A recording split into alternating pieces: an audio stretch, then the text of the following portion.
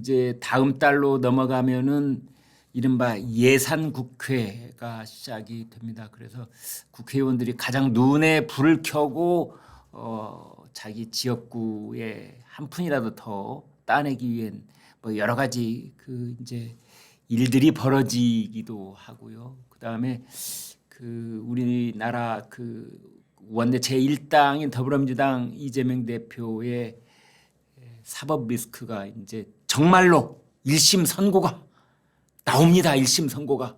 네, 열흘 간격을 두고 공직선거법 위반 그리고 위증교사 혐의 선고가 나옵니다. 뭐 1심인데 뭐 큰 영향이 있겠어. 어차피 대법원까지 가야 되는데 이런 말씀 하시는 분들인데 그렇지 않습니다. 그렇지 않습니다. 1심이 사실은 매우 중요하고 1심이 거의 70% 이상일 가능성도 있는 겁니다.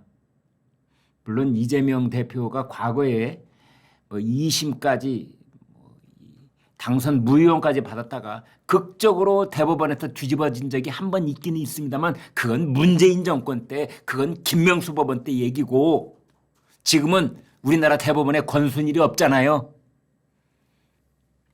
그래서 1심을 보면은 항소심을 짐작할 수 있고 항소심을 보면은 대법원을 내다볼 수 있는 겁니다.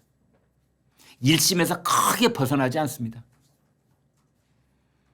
그래서 1심 가령 공직선거법 위반 벌금 100만 원 이상이면 당선 무효형 피선거권 박탈 이렇게 되잖아요. 그런데 1심 선고가 벌금이 500만 원.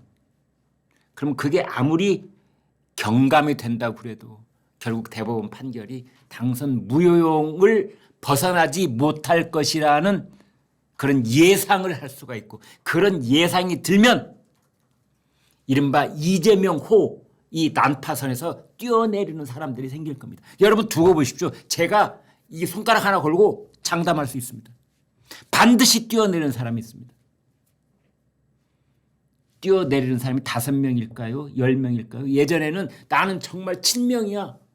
그리고 입만 열면은 용비어천가, 명비어천가를 불렀던 그 사람들이 어느 날부터 입 딱 다물기 시작하고 이재명과 무덤까지 같이 갈 것처럼 충성맹세의 발언을 매일같이 반복하던 사람들이 어느 날 딱 이재명이 주관하는 행사의 모습이 안 보이기 시작하고 인형이 전무하는 사람의 그림자가 안 보이는 이재명 뒤에 있는 병풍 그 숫자가 제일 처음에는 12폭 병풍이었는데 그 다음날 보니까 8폭 병풍이네. 그 다음날 행사를 보니까 4폭짜리가 서 있네. 그것이 정치권 인심입니다. 이제 그러면서 지금 그 민주당에서는 그동안 이재명 대표의 위세가 워낙 당당해서 조용히 있었던 그 잠복해 있던 사람들이 고개를 들기 시작할 겁니다. 김부겸 전 총리, 김동연 경기지사, 김경수 저희 경남지사 있습니다. 없는 게 아니고요.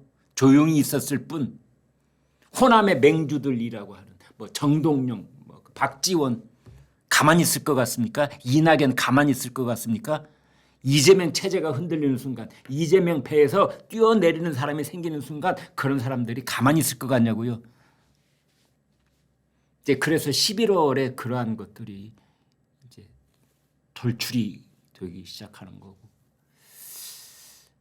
그다음에 이제 그것과 이렇게 맞물려서 희색을 시키려고 하는 작업으로 이재명 대표와 이재명 대표의 추종 세력들은 이른바 김건희 여사 특검법 이걸 3번째로 어제 발의를 했잖아요.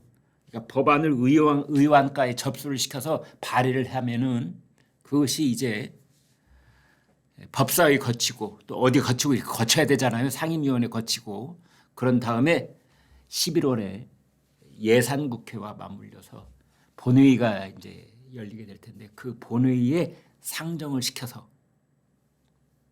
다시 한번 통과 그것까지는 뭐 민주당 단독으로 얼마든지 할 수 있으니까 그게 다시 이제 윤석열 대통령한테 넘어오면 우리가 익히 봤던 그 쳇바퀴가 또 한 바퀴 돌아가는 거죠. 거부권 행사하고 그다음에 재표결이 될 텐데 그때 장담할 수 있겠느냐. 아무튼 이런 스케줄들이 금년에 이제 10월 오늘이 8일입니다만은 이제 올해 이 10월도 이제 13일 남았군요. 2주가 채 안 남았는데 그게 11월로 넘어가면 그런 복잡 다단한 일들이 계속 꼬리를 물고 일어날 겁니다.